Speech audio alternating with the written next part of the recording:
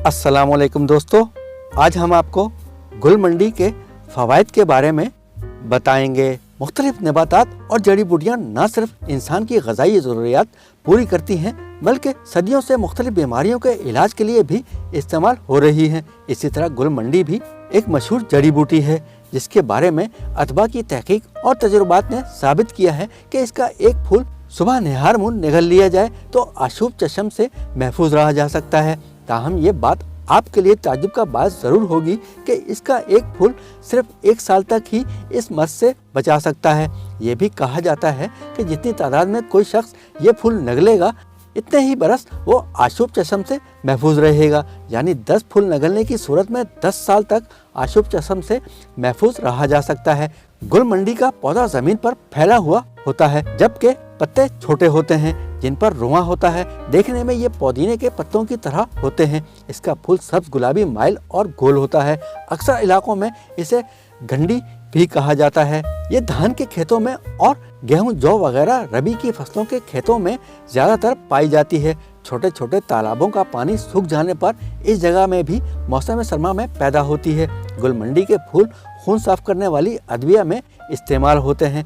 अतबा के मुताबिक खून साफ करने में इस जड़ी बूटी का कोई सानी नहीं। कहा जाता है कि इसके इस्तेमाल से दिल, दिमाग और हाफजे को फ़ायदा होता है। ये जड़ी बूटी बिनाई के लिए भी मुफीद बताई। अगर सालिम फूल ना नगलना चाहें तो इसके फूलों को सायादार जगह पर रख कर खुश्क कर लिया जाए और इसके हमवज़न सौंफ मिलाकर कूट लें।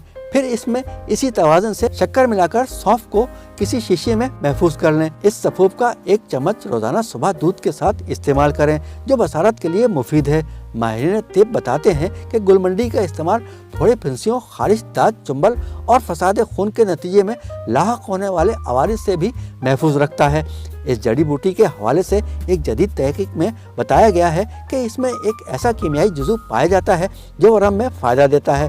जैसा कि शुरू में बताया गया है कि गुलमंडी से अशुभ चश्म के मर्ज से महफूज रहा जा सकता है। ताहम ये बात आपके लिए ताज्जुब का बायस ज़रूर होगी कि इसका एक फूल सिर्फ 1 साल तक ही इस मर्ज से बचा सकता है। ये भी कहा जाता है कि जितनी तादाद में कोई शख्स ये फूल नगलेगा इतने ही बरस वो अशुभ चश्म से महफूज रहेगा। यानी 10 फूल नगलने की सूरत में 10 साल तक अशुभ चश्म से महफूज रहा जा सकता है। चुनांचे हर साल मार्च के महीने में रोज़ाना गोरख मंडी के 1-2 ताज़ा फूल तोड़कर चबाकर पानी के साथ नगल लिया करें। पूरा साल आंखें ठीक रहेंगी और बिनाई कम नहीं होगी। जिन लोगों की बिनाई कमज़ोर हो गई हो वो इसे इस्तेमाल करके फ़ायदा उठाएं। गोरख मंडी फल का बारीक सफ़ूफ बना लें। इसके बराबर शक्कर या चीनी मिला लें।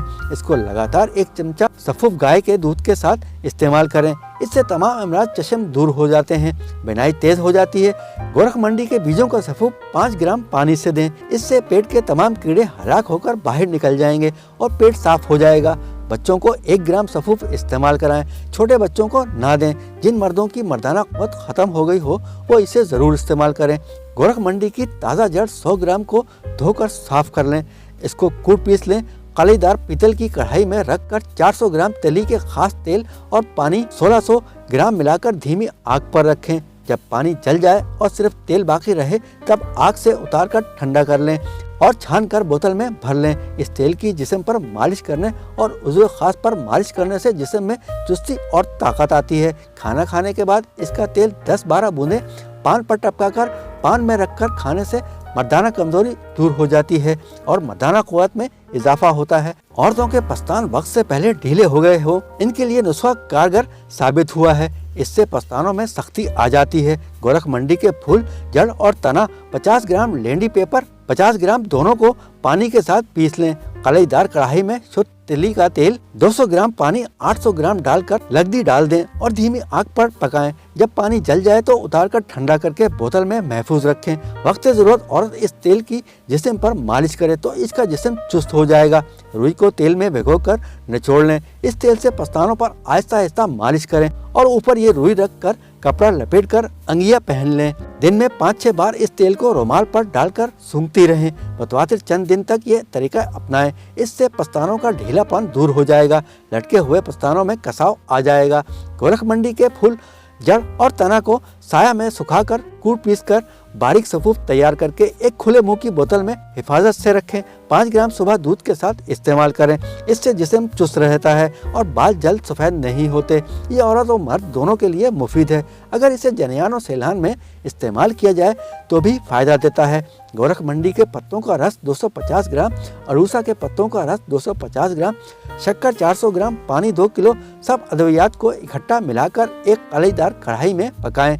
आग धीमी जलाएं। जब 1 किलो पानी रह जाए तो नीचे उतार कर रख दें। ठंडा होने पर बोतल में डाल लें और बवक्त ज़रूरत इस्तेमाल करें। गोरखमंडी के फल 4 अदद, काली मिर्च 4 अदद, दोनों को बारीक पीसकर सफूफ बनाकर छान लें। सुबह इसको पानी के साथ इस्तेमाल कराएं। खारिश के लिए मुफीद है। गोरखमंडी के फल का सफूफ 20 ग्राम, गोखरू, छोटा शोरा, कलमी इलायची, खून, पत्थर तोड़ बूटी हर एक का सफूफ 10-10 ग्राम, मिश्री 50 ग्राम, सफूफ शुद्ध, सब अद्वियात को मिला लें। 6 ग्राम की मिकदार में चावलों के धुवन 100 ग्राम के साथ दिन में 2 बार सुबह और शाम दें। इससे पेशाब में खून आना बंद हो जाता है। गोरखमंडी के साथ सफूफ सौंठ मिलाकर शहद के साथ दें। 1 ग्राम की मिकदार में दिन में 3-4 बार दें।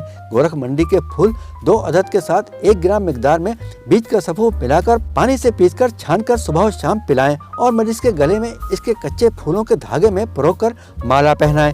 इस तरह चंद रोज करते रहने से आराम आ जाता है। इसके पत्तों का रस जिस्म या खाल पर मलने से या पत्तों को पानी में पीसकर लेप करते रहने से कई किस्म के जल्दी अमराज, पुराने जख्म, पेशाब की नाली के जख्म वगैरह के अमराज दूर हो जाते हैं। गोरखमंडी के पत्तों का रस और अरंड के पत्तों का रस हर एक 25 ग्राम, दोनों को मिलाकर पिलाएं और इसके पत्तों की लगदी मस्सों पर बांधने से या पंजांग की धुनी देने से बवासीर को आराम मिलता है।